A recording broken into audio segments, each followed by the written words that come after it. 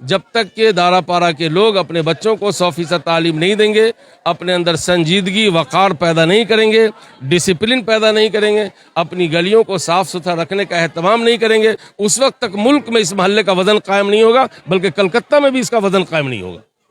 पाक सर्कस के तिलजिला इलाके में जामिया फारूकिया का सालाना जलसा और इस्लाह माशरा प्रोग्राम कामयाबी के साथ संपन्न। रविवार रात कोलकाता के पाक सर्कस के तिलजिला में ब्लू स्टार मैदान में जामिया फारूकिया की जानिब से मदरसे के 10 बच्चों की दस्तारबंदी की गई। इसी के साथ इलाके के लोगों, खासतौर पर नौजवानों को गाइड करने के लिए एक इस्लाह माशरा का प्रोग्राम भी रखा गया, जिसमें वक्ताओं ने यहाँ के युवाओं को कई कारगर मशवरे दिए। इस प्रोग्राम को कामयाब बनाने में तिलजिला ब्लू स्टार क्लब के शेख आलम जुम्मन सईद के साथ वार्ड नंबर 59 के तृणमूल यूथ प्रेसिडेंट तबरेज आलम और उनकी पूरी टीम का अहम रोल रहा। इस प्रोग्राम में मौजूद उलेमा कराम ने लोगों से कहा कि आप खुद को कुरान से जोड़ें और अपने बच्चों को भी कुरान की तालीम दें। वहीं इस मौके पर हाफिज की उपाधि पाने वाले बच्चों की तारीफ में कहा गया कि ये सभी खुशकिस्मत हैं, क्योंकि ये अपने साथ साथ 10 लोगों को जन्नत में लेकर जाएंगे। इसलिए हो सके तो आप भी अपने बच्चों को मदरसे से जोड़ें। इसी दौरान तिलजिला ब्लू स्टार क्लब की जानिब से शेख आलम, जुम्मन सईद और तबरेज आलम ने अपील करते हुए कहा कि आप यहाँ वहाँ के काम छोड़कर दीन के काम में लग जाएं, क्योंकि दीन का रास्ता ही जन्नत की ओर ले जाता है। खुदा का शुक्र है कि पूरे मुल्क में हमारे उलमा और मुसलमान भाई ये सब जहालत की लगी हुई आग को बुझाने में लगे। ये मदरसा भी इसी मिशन का हिस्सा है। मदरसे ने कामयाबी हासिल की कि दुनिया में मज़हब के नाम पर जितनी भी किताबें हैं, उन तमाम किताबों में सिर्फ एक ही किताब कुरान है, जो सिर्फ कागज़ी में नहीं है बल्कि वो इंसान की मेमोरी में है। और इतनी मोटी किताब को इंसान की मेमोरी में प्रिंट कराना ये मदरसे का कोई मामूली काम नहीं है। इस खुशी में जामिया फारूकिया के मोहतमिम कारी जावेद अख्तर साहब और उनके असातिज़ा, उनकी इंतज़ामिया कमेटी के तमाम मेंबरान ने मिल करके एक बड़ा इजलास बुलाया, जिसमें मुल्क से उलमा को और बड़े बड़े स्कॉलरों को बुलाया और ख़ुद कलकत्ता जमीयत उलमा के सदर हाफिज अब्दुल रज़ाक साहब ने भी शिरकत की, मां मुजाहिद साहब ने शिरकत की और यहाँ के तमाम असातिज़ा ने शिरकत की। और ये प्रोग्राम अल्हम्दुलिल्लाह शुरू से लेकर के आखिर तक बहुस्न खूबी अंजाम को पहुँचा है। माशरे की इस्लाह में मदरसा रोज़े अव्वल से किरदार अदा कर रहा है, इसलिए मदरसे के प्रोडक्ट से आप मुल्क में कोई नाखुशगवार हालात नहीं सुने होंगे। मदरसे के प्रोडक्ट ने कभी रेल के इंजन को नहीं जलाया, रेल की बोगी को नहीं जलाया, बिजली के ट्रांसफार्मर को नहीं जलाया, किसी बूढ़े को नहीं मारा, किसी धर्म के जो गुरु हैं और जो सरदार हैं उनको कभी नहीं तकलीफ पहुंचाया, बल्कि किसी को नहीं तकलीफ पहुंचाया। आप अंदाज़ा कर सकते हैं मदरसा जो खेप तैयार कर रहा है, जो टीम तैयार कर रहा है मदरसा, उस टीम ने मुल्क को कैसा अमन, कैसी शांति और कैसी मोहब्बत और कैसा प्यार अमलन बांटा है, वो आप देख सकते हैं। आप नहीं बता सकते हैं कि मदरसे के तालिब इल्मों ने कहीं पर सड़क को काट दिया हो या रेल की पटरी को उखाड़ दिया हो। ये दर हकीकत माशरे की इस्लाही की बात तो है। अगर इसी नहज पर अगर हमारा समाज और हमारी सोसाइटी अगर चल पड़े तो माशरे की गंदगी और उसका बिगाड़ ख़त्म हो सकता है। अब मैं क्या कह सकता हूँ उस दिमाग को, जिस मदरसे की पूरी हिस्ट्री और पूरा किरदार मैंने आपके सामने पेश कर दिया, उसके बावजूद भी अगर मदरसे को कोई आतंकवाद कहता है तो इंतहाई अफसोस की बात है। मैं समझता हूँ वो आदमी ऐसा ही है जैसे कोई आदमी 30,000 फीट की दूरी पर फ्लाइट को देखे और ये कहे कि फ़्लाइट 1 मीटर की होती है। हालांकि फ़्लाइट को समझने के लिए एयरपोर्ट पे जाना होगा। जब तक एयरपोर्ट पर नहीं जाएंगे उस वक्त तक फ़्लाइट की सही लंबाई सामने नहीं आ सकती है।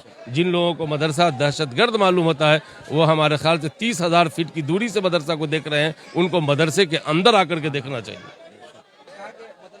बच्चों को डॉक्टर सर, इंजीनियर बनाया जा रहा है, बीदर का एक अदारा है, क्या आप उनके उस काम से इत्तेफाक नहीं रखते? नहीं, बीदर के इदारे से हमको इत्तेफाक है। मैं किसी एक तंजीम का मसला नहीं है। मसला यह है कि मदरसे में हमारे पास 2% लोग आ रहे हैं। सच्चर कमेटी की रिपोर्ट ये थी कि 4% मदरसे पढ़ते हैं, लेकिन कोरोना के बाद से जो गिरावट आई है तो अब मदरसे में 2% लोग हो गए हैं। उन 2% का जो क्रीम आइटम है उसको जब आप लेकर के चले जाएंगे तो हम मजहबी तकाजे को नहीं पूरा कर सकेंगे। तो फिर मजहबी सिलसिले में हमारे लोग जिस मुल्क में रहते हैं वो कहाँ जाएंगे, किसके पास जाएंगे? क्या वो मंदिर में जाएंगे? क्या वो आपके पास जाएंगे मसला पूछने? मैं इसलिए कहता हूँ कि हाफिज जहाँ हिफ्ज कर रहे हैं उनको हिफ्ज और इल्म दीन से जोड़िए। 98% लड़के हमारे स्कूल कॉलेज में हैं, वो सारे बच्चे अमालदार नहीं हैं, वहाँ भी गरीब है। अगर गरीब नहीं होते तो पुरानी किताबें हिंदुस्तान में नहीं बिकती। अगर वो गरीब नहीं होते तो किसी दूसरे से किताब लेकर के उनके बच्चे नहीं पढ़ते। हम कहते हैं कि जो भी तंजीमें इस तरह की खिदमत करती है उनको चाहिए कि वो स्कूल से बच्चे उठाएं, गरीब बच्चे को उठा करके डॉक्टर बनाएं, इंजीनियर बनाएं, वो इसी काम के लिए वहाँ हैं। ये भी फरमाया कि मदरसे के जो बच्चे हैं वो कभी रेलवे वगैरह को नहीं चलाते, लेकिन हालिया दिनों में हम लोगों ने देखा कि रेल में जब मदरसे के बच्चे जब सफ़र करते हैं उनके साथ एक धार्मिक नारा जबरन उनसे लगवाया जाता है। आप उनसे पूछिए जो ऐसा करते हैं, इसका जवाब उनके जिम्मा है, उसका जवाब मेरे जिम्मा नहीं, मेरे जिम्मा नहीं। इसको दुनिया यही कह सकती है कि सिवाय जुल्म के और सिवाय मुल्क की फ़ज़ा को ख़राब करने के और कुछ नहीं है। आपको मालूम होना चाहिए कि ये जो भारत है ये सूफियों का मुल्क है, ये संतों का मुल्क है, ये वलियों का मुल्क है, ये बुजुर्गों का मुल्क है, ये मॉब लिंचिंग करने वालों का मुल्क कभी नहीं रहा। तारापाड़ा के मुसलमानों से और ख़ास तौर पर तिलजला ब्लू स्टार क्लब के लोगों से आप क्या अपील करें? हम इनसे गुजारिश करेंगे कि ये अपने अंदर संजीदगी पैदा करें और अपनी गलियों को और अपने माहौल को साफ़ सुथरा रखें और अपने बच्चों को हाई एजुकेशन दें और उससे कोई कंप्रोमाइज़ नहीं करें। जब तक के दारापारा के लोग अपने बच्चों को 100% तालीम नहीं देंगे, अपने अंदर संजीदगी वक़ार पैदा नहीं करेंगे, डिसिप्लिन पैदा नहीं करेंगे, अपनी गलियों को साफ़ सुथरा रखने का एहतमाम नहीं करेंगे, उस वक्त तक मुल्क में इस महल्ले का वज़न कायम नहीं होगा, बल्कि कलकत्ता में भी इसका वज़न कायम नहीं होगा। पहले तो सबको सलाम अलैकुम। साथ ही साथ यही कहेंगे कि हम लोग बहुत खुश नसीब हैं कि ऐसा मदरसा हम लोगों का यहाँ पे खुला है और अल्हम्दुलिल्लाह अल्लाह हम लोगों से ये काम ले रहे हैं। तो हम लोग जब से फिरदौस मस्जिद में हम लोग मदरसा किए हैं, अल्हम्दुलिल्लाह हर साल 4, 5, 7, इस बार 10 लड़का हाफिज़ हुआ है। तो ये अल्लाह का बहुत बड़ा एहसान है कि अल्लाह पाक हम लोगों का मोहल्ले में इतने बड़े काम ले रहे हैं और हम लोग से ये काम ले रहे हैं। तो हम लोग बहुत खुश नसीब हैं और साथ ही साथ हम हमारे पूरे इलाके के माँ बाप को यही कहेंगे कि हम लोग सभी अपने बच्चे को कुरान की तालीम हासिल करवाएं और हाफिज़ बनाएं। हाफिज़ अब्दुल रज़ाक साहब जो यहाँ के मुकामी इमाम साहब भी हैं, उन्होंने जब तकरीर की तो उनका एक दर्द झलका कि यहाँ के कलकत्ता के और यहाँ के मुकामी बच्चे मदरसे में नहीं पढ़ते, बिहार वगैरह के बच्चे, क्या कारण? नहीं, ये मसला जो है ये कुछ दिन आगे तक थी। अभी जो है अल्हम्दुलिल्लाह हमारे इलाके के बच्चे भी पढ़ रहे हैं और मदरसा जब है और ये मदरसा बहुत अच्छी तरीके से चल रहा है तो पूरे, बल्कि अब बिहार बोलिए, यूपी बोलिए, जहाँ जहाँ मदरसे के बारे में रिपोर्ट मिल रहा है कि यहाँ अच्छा पढ़ाई हो रहा है तो उन लोग भी अपने बच्चों को यहाँ भेजा रहे हैं और हमारे इलाके के बच्चे भी पढ़ रहे हैं। इलाके के बच्चे कम हैं तो हम लोग इंशाअल्लाह कोशिश करेंगे। जावेद साहब जो उस्ताद हैं उनसे हम लोग रास्ता कायम करेंगे और उनको यही कहेंगे कि हम लोगों का इलाका के लड़के के ऊपर जोर दे, हम लोगों का इलाका लड़का और ज़्यादा से ज़्यादा हाफिज बन सके। आने वाले दिनों में रमज़ान है तो आप लोग का ब्लू स्टार जो क्लब है इसके जानिब से क्या क्या आप लोग प्रोग्राम है? हम लोग हर साल जो गरीब लोग हैं उन लोगों को अफ्तार का किट हम लोग तकसीम करते हैं और ख़ास तौर पे हमारे यहाँ जो मस्जिद है, मस्जिद आमना, हम लोग इस मस्जिद में जो ट्रेन का जो पैसेंजर है उन लोगों के लिए करीब 200 आदमी के लिए हम लोग इफ्तार का इंतज़ाम करते हैं।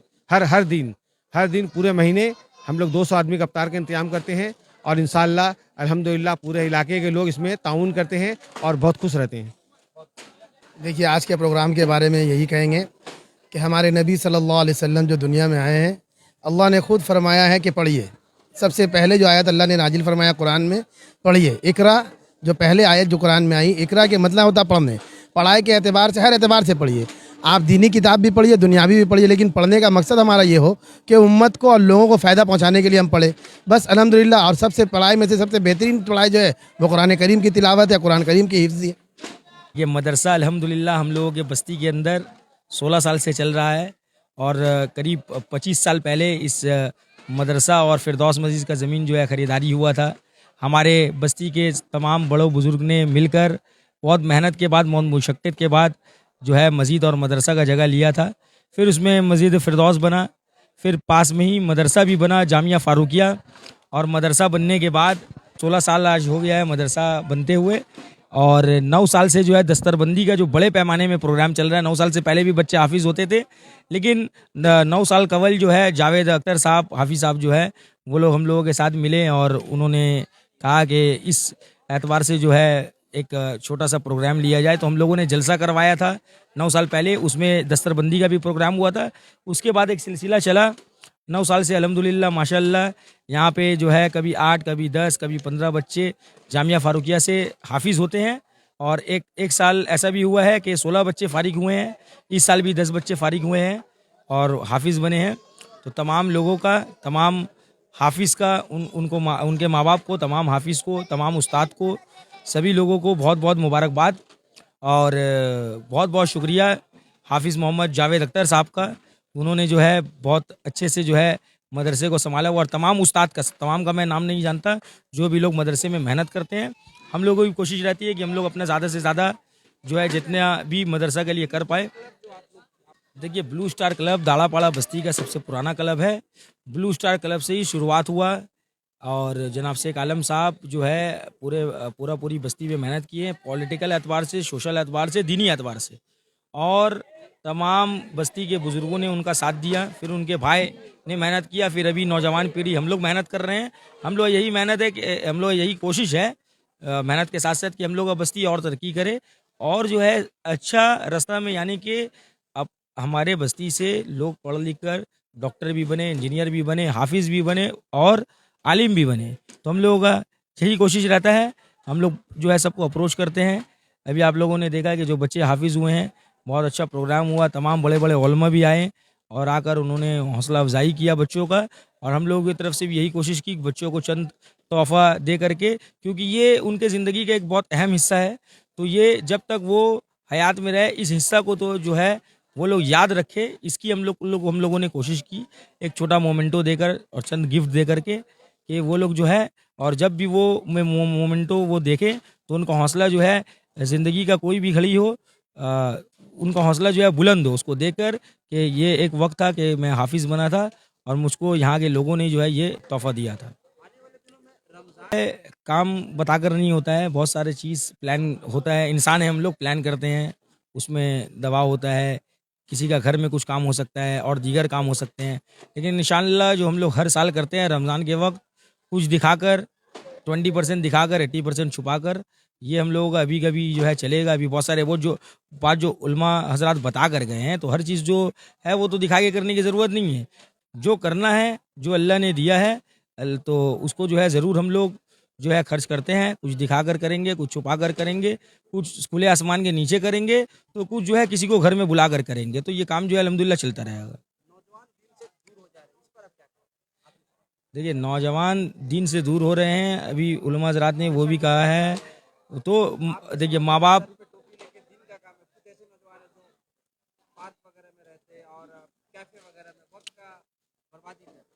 देखिए, ये माँ बाप को तो सबसे पहले ज़रूरत है कि जब डैनी जब नरम हो उस वक्त उसको घुमाने की ज़रूरत है। जब वो सख्त हो जाता है और घूमेगा नहीं तो टूट जाएगा। तो अभी जो है, अभी से आप लोग शुरू हो जाएं, अपने बच्चों को कोशिश करें आप लोग अच्छी तालीम देने का, अच्छा माहौल में रखने का। मस्जिद वाले माहौल में रहें, स्कूल वाले माहौल में रहें। तो जब हम लोग मस्जिद वाले, स्कूल वाले माहौल में रहेंगे तो हम लोगों का जो मुस्तकबिल है वो अच्छाई की तरफ जाएगा इंशाअल्लाह।